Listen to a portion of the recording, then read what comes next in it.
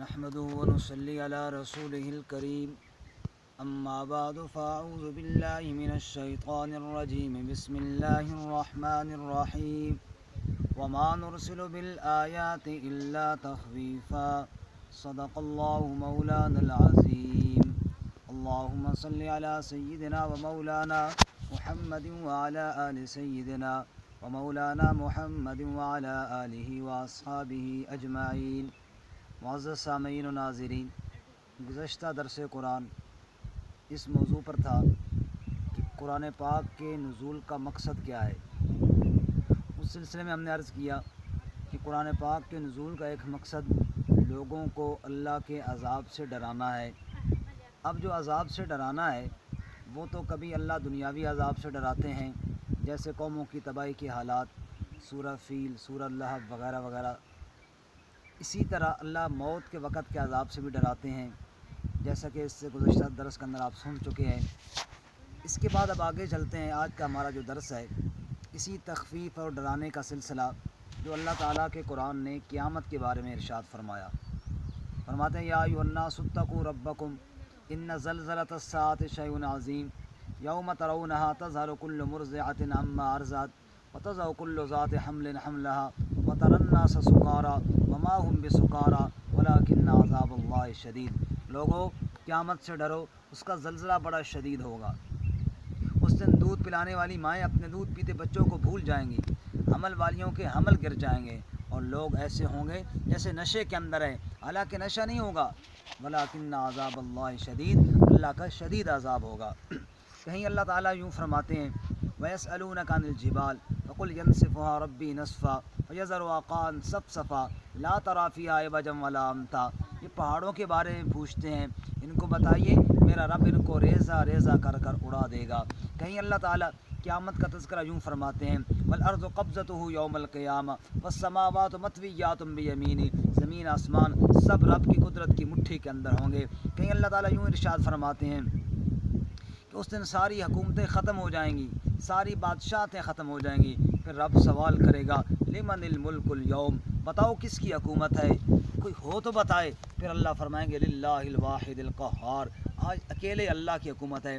قرآن ہمیں ڈراتا ہے اس دن سے، فرماتے ہیں وہ دن اتنا سخت ہے یوم تبدل الارض غیر الارض والسماوات مطویات، زمین بدل دی جائے گی اور سارے کائنات کے انسان رب کے سامنے حاضر کیے جائیں گے۔ وَإِن مِّنكُمْ إِلَّا وَارِدُهَا كَانَ عَلَىٰ رَبِّكَ حَتْمًا مَّقْضِيًّا۔ پھر سب نے پل صراط سے گزرنا ہے، نیچے دوزخ کی آگ بھڑک رہی ہے، اوپر سے سب نے گزرنا ہے۔ ثُمَّ نُنَجِّي الَّذِينَ اتَّقَوْا وَنَذَرُ الظَّالِمِينَ فِيهَا جِثِيًّا۔ متقین پار ہو رہے ہوں گے اور ظالم وہاں گر رہے ہوں گے اور گرا دیے جائیں گے۔ پھر اللہ کریم فرماتے ہیں وَجَاءَ رَبُّكَ وَالْمَلَكُ صَفًّا صَفًّا، تیرا رب آئے گا، فرشتے قطار کے اندر کھڑے ہوں گے۔ لا يتکلمون، کوئی کلام نہیں کر سکے گا، الا من اذن له الرحمن، جس کو رحمان اجازت دے وہی بات کرے گا۔ وقال صوابا، پھر بات بھی وہ کرے گا جس بات کو اللہ پسند کریں گے اور درست بات کرے گا، اپنی مرضی کی بات کوئی نہیں کر سکے گا۔ ذالک الیوم الحق، یہ سچا دن ہے، یہ حق والا دن ہے اور یہ قائم ہونے والا دن ہے اور یہ عدل اور انصاف والا دن ہے۔ پھر اللہ کریم یوں ارشاد فرماتے ہیں اس دن مجرم کی حالت کیا ہوگی۔ فرماتے ہیں یود المجرم لو یفتدی من عذاب یومئذ ببنیہ وصاحبتہ واخیہ وفصیلتہ التی تؤوی ومن فی الارض جمیعا ثم ینجی۔ بندہ کہے گا یا اللہ میرے ماں باپ کو، میرے بہن بھائیوں کو، میری بیوی بچے کو، میرے کنبے قبیلے کو، میری ساری کائنات کے اندر بسنے والے سارے انسانوں کو دوزخ میں ڈال دے۔ ثم ینجی، میں بچ جاؤں تو اچھا ہے۔ یوم یفر المرء من اخیہ وامہ وابیہ وصاحبتہ وبنیہ، سارے رشتے بھول جائیں گے اور بندہ بھاگ رہا ہوگا، ہر ایک سے کوئی نیکی نہ مانگ لے۔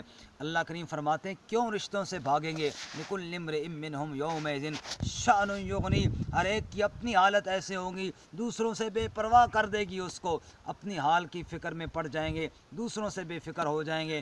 پھر اعمال ناموں کی تقسیم کا تذکرہ کرتے ہوئے پھر قرآن ہمیں ڈراتا ہے۔ اللہ فرماتے ہیں اما من اوتی کتابہ بشمالی، ایک وہ گروہ ہوگا جس کو نام اعمال الٹے ہاتھ میں دیا جائے گا، اور کہیں فرماتے ہیں وراء ظہری، پیٹھ کے پیچھے سے دیا جائے گا، اور وہ چیخے گا اور کہے گا یا لیتہا یا لیتنی لم اوت کتابیہ ولم ادر ما حسابیہ یا لیتہا کانت القاضیہ، ہے کاش مجھے یہ کتاب نہ دی جاتی، مجھے حساب نہ دینا پڑتا، ہے موت آ جاتی میں مر جاتا تو اچھا تھا۔